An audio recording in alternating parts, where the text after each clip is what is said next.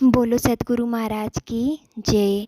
एक समय की बात है, किसी गांव में एक गुरु अपने शिष्यों के साथ अपने आश्रम में रहते थे। उनके सभी शिष्य बारी बारी से गांव में भिक्षा लेने जाते थे।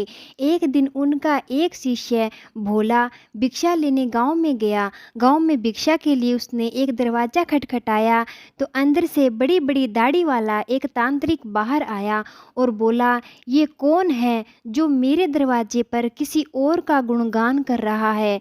तब भोला बोला, मेरे सतगुरु जी महाराज सर्व समर्थ हैं।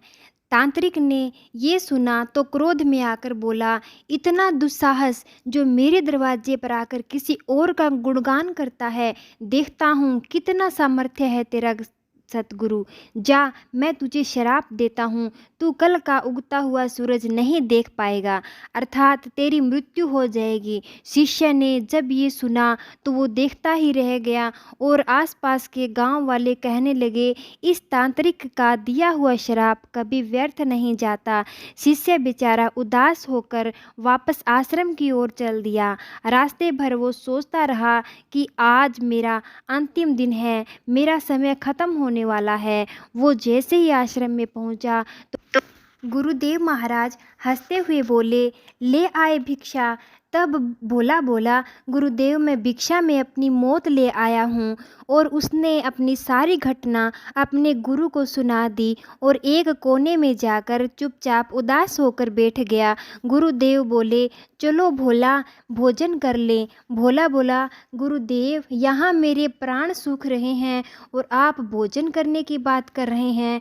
तब गुरुदेव बोले, अरे भोला, अभी तो पूरी रात बाकी है, अभी से तू चिंता क्यों कर रहा है। चलो ठीक है, जैसी तुम्हारी इच्छा। ऐसा कहकर गुरुदेव भोजन करने चले गए। फिर सोने का समय हुआ तो गुरुदेव भोला को बुलाकर बोले, भोला मेरे चरण दबा दो। भोला बेचारा उदास होकर बोला, जी गुरुदेव, जो भी क्षण मेरे जीवन में शेष बचे हैं मैं उन्हें आपके चरणों की सेवा कर बिताना चाहता हूँ। फिर वह गुरु के चरण दबाने बैठ गया। गुरुदेव बोले, भोला चाहे कुछ भी हो जाए, चरण छोड़कर कभी मत जाना। भोला बोला, गुरुदेव कहीं नहीं जाऊंगा। गुरुदेव ने अपने शब्दों को 3 बार दोहराया और बोला, चरण छोड़कर कभी मत जाना। ऐसा कहकर गुरुदेव सो गए। पूरी श्रद्धा भाव से चरण दबाने लगा। रात का पहला पहर बीता। तांत्रिक ने अपना श्राप पूरा करने के लिए एक देवी को हाथ में सोने चांदी हीरे मोती से भरा हुआ एक पात्र लेकर भेजा। दरवाजे पर देवी प्रकट हुई और कहने लगी, इधर आओ, ये सोने चांदी हीरे मोती से भरा पात्र ले लो। भोला बोला, मुझे लेने में कोई परेशानी नहीं है, लेकिन क्षमा करें, मैं वहाँ आकर नहीं ले सकता।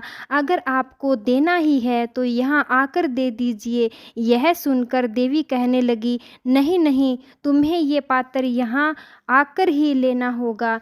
देखो कितना सोना चांदी है। भोला बोला, नहीं, अगर देना है तो यहाँ आकर दे जाइए। तब तांत्रिक का पहला पासा असफल हो गया। तांत्रिक ने दूसरा पासा फेंका। रात्रि का दूसरा पहर बीतने को था।